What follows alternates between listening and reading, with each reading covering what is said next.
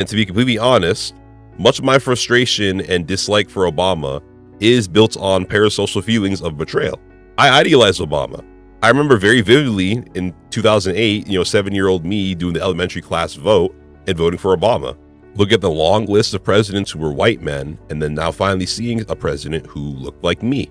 While I criticize the hyper-focus on symbolism and representation, I know firsthand that representation in general is very important. But when I really got into politics as a young teenager, while I idealized Bernie Sanders as well, I looked up to Obama the most. I wanted to be a politician just like him. This is not really that unique of an experience. I'm part of a generation of kids, black and otherwise, who grew up looking up to Obama and missed him when he left, simply because of how laughably bad Trump is. However, in hindsight, Obama was not progress worth celebrating. Therefore, we must reject this ignorant nostalgia that many of us have regarding him. When I was a kid watching the first Obama campaign, do you know the only selling point about Obama that I actually knew? The first black president. As I got older, I just brushed it off as my ignorant kid mind who couldn't comprehend the deep intricacies of politics. Because, it had to be deeper than that, right? And like many things in life, two things can be true at once. Obama ran a campaign based on many reformative ideas that would change the economy, healthcare, education, and other issues. Despite the mild reformative nature of his policies, his campaign was marketed as revolutionary change, as a powerful example of American progress. Why? Because he was going to be the first black president. Symbolic victories are only good when backed by substance. So if you are running a campaign that feels like a great revolutionary change in this country, you need to have revolutionary policies to back it up. And he didn't, because liberals never do. One of the strongest strategies liberals use to appease their voters, particularly their black voters, is symbolic victories. The 2008 election of Obama is the greatest black liberal victory in my lifetime. Nothing will come close.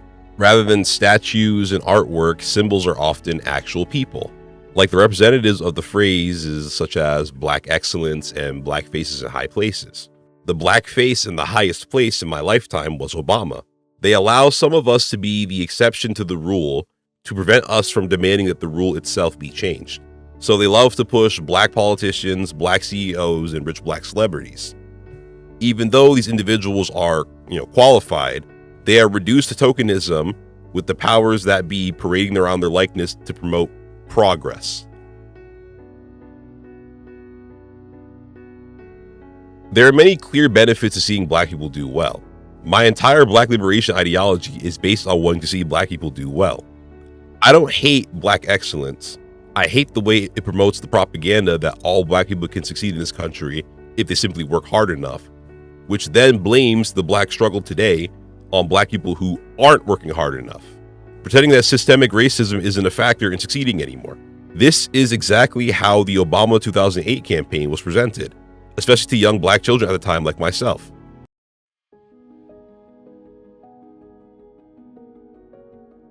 Despite using the aesthetics of the black radical tradition to win office, instead of attempting to carry that legacy, Obama spent his 2 terms carrying the legacy of the same government that destroyed the black revolutionaries. When Assata Shakur was liberated from prison in 1979, she spent the rest of her life in political asylum and was wanted by the US government. So with that in mind, every president from Jimmy Carter onwards had the option to put her on the FBI most wanted list. Jimmy Carter didn't. Even Ronald Reagan's evil racist ass didn't do it. The president who doubled her bounty and put her on the FBI most wanted fugitive list was Obama. This action did literally nothing except further push anti-revolutionary sentiments. Along with this, FBI documents were leaked in 2019, revealing that the FBI surveilled black people who they deemed under the category of black identity extremists. This would include black people aligned with the ideology of Black Panthers and Assata Shakur. But I said it was leaked in 2019, and the earliest documents are dated to 2017, which makes it a Trump-era problem. Obama wasn't president, so he had nothing to do with it, right? See, much like a lot of the fuckery that occurred under Trump, the outline started under Obama. Quick random example, Tom Homan didn't magically appear out of nowhere as Trump's border czar. He led ISIS deportation division under Obama. In fact, Obama drew up a lot of the deportation and detaining blueprints that Trump uses to push his fascist agenda today. The groundwork for the Black Identity Extremist label has origins in the DHS Domestic Extremism Lexicon from 2011, which included Black liberation and Black separatists. Then after that, Obama's DHS and DOJ funded countering violent extremism programs in several cities, continuing to target young Black revolutionaries. So while the Black Identity Extremist label is a product of Trump's FBI, Obama's FBI laid the groundwork. This is only the tip of the iceberg. Let's talk about Ferguson. Obama was president during the Ferguson protests that occurred after police killed Michael Brown. This is one of the many cases of police killing Black people during the Obama administration. As a response, beyond condemning the protesters and never truly punishing the police, Obama gave the Department of Justice $75 million to reallocate to the police to expand nationwide body cameras. And studies now show this did little to stop police violence. He, in essence, blamed police brutality on a lack of funding and not the systemic issues that make police what they are. Defenders of capitalism who are not obligated to protect the people. And this type of pro-police policy coming from a Black man should truly show you the way liberal identity politics work. Diversity and oppressors.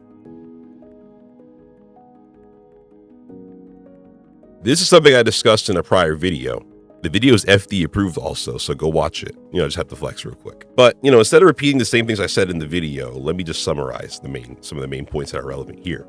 One of his first moves as president was to bail out the banks during the recession, essentially telling the working class homeowners to go fuck themselves. This hit Black homeowners the hardest. The first Obama administration cabinet was filled to the brim with capitalists, people with ties to financial institutions and big corporations. So there wasn't a chance in hell he'd represent you over their capitalist interests. The Democratic Party is a capitalist party. One of the most prominent Democrats at the time said this damn near verbatim.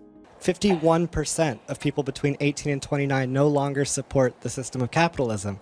And that's not me asking you to make a radical statement about capitalism, but I'm just telling you that my experience is that the younger generation is moving left on economic issues. Well, I thank you for your question, but I have to say we're capitalist, and that's just the way it is.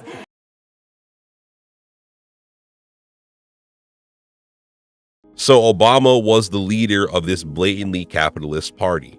What does this have to do with Black Americans? Pretty much fucking everything. Racism and capitalism go together like Jim and Crow. The most detrimental anti-Black racism is systemic racism. The system in question is capitalism. Black Americans have in the past and currently suffered from economic and labor-based oppression. Slavery was a labor scheme mixed with white supremacy that manufactured consent for white elites to strip us of our humanity, forcing us into tools of labor for their benefit. The prison industrial complex is a modern-day slave trade, once again forcing Black Americans into labor and profiting off our inhumane captivity, over-policing our communities and charging innocent men to fill their prisons. All of the glaring aspects of Black disadvantage in this country are based on racialized capitalism. Higher rates of homelessness due to Black displacement. Education is funded by property taxes. Therefore, it ensures that Black people living in impoverished areas won't get the same education as spoiled white people. The list goes on. You cannot be pro-Black or an advocate for Black liberation if you uphold and defend systems of capitalism, because to make long-term impactful changes to the material conditions of Black Americans, you need to destroy systems of capitalism. This means that Obama is pro-Black aesthetically, but anti-Black materially. He was the first Black president, but certainly not the first to pledge his loyalty to uphold the interests of capitalism. In fact, he wasn't just the average capitalist world leader. Obama took actions during his presidency that represented the agenda of what Lenin deemed the highest stage of capitalism. The American president is often considered to be the most powerful man in the world. One of the most important aspects of this power is being the leader of the country's imperialistic interests. Every American president is inherently imperialist, and having Black representation in the Oval Office didn't change this. Did the Obama administration have any right to facilitate the overthrow of the Gaddafi regime, leading to the horrific way he was beaten, stripped, and the bayonet, and assassinated with several gunshots? Fuck no. And yet they seem pretty fucking pleased with themselves when it happened. Land of unconfirmed. Yes, we came, we saw, he died. Did it have anything to do with your visit? No, I'm sure it did. America under the leadership of Obama backed the rebels who did this. Therefore, Obama and his administration should be held accountable for what Libya became after Gaddafi.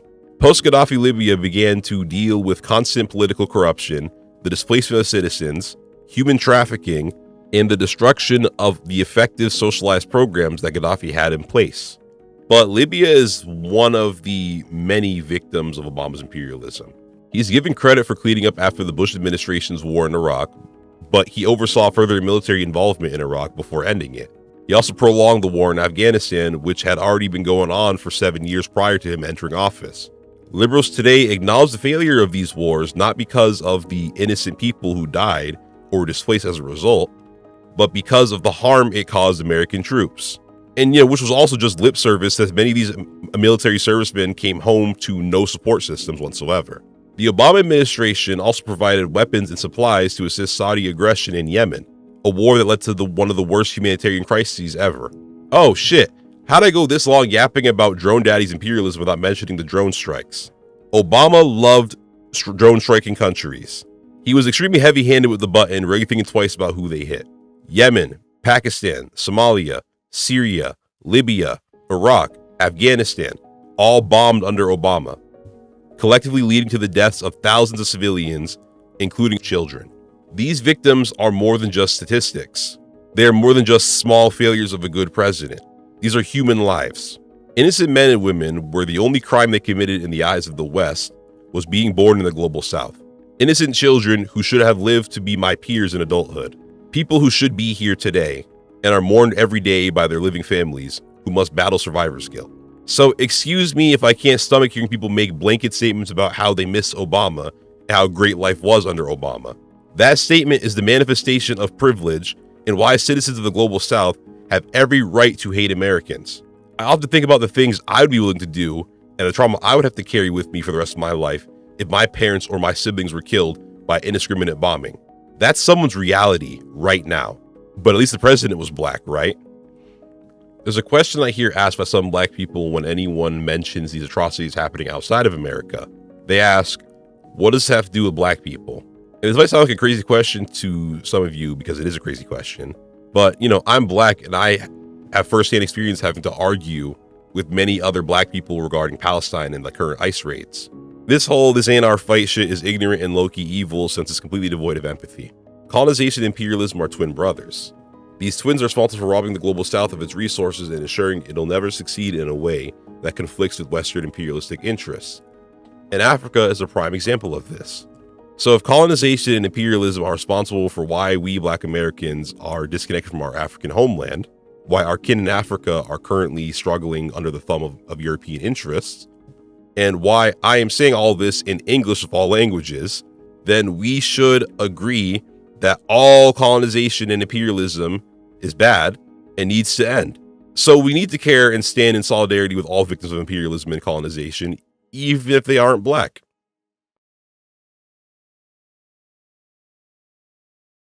No politician under this current system is capable of saving you. MAGA, Republican, centrist, liberal, democratic, socialist, they won't save you. And you shouldn't expect them to.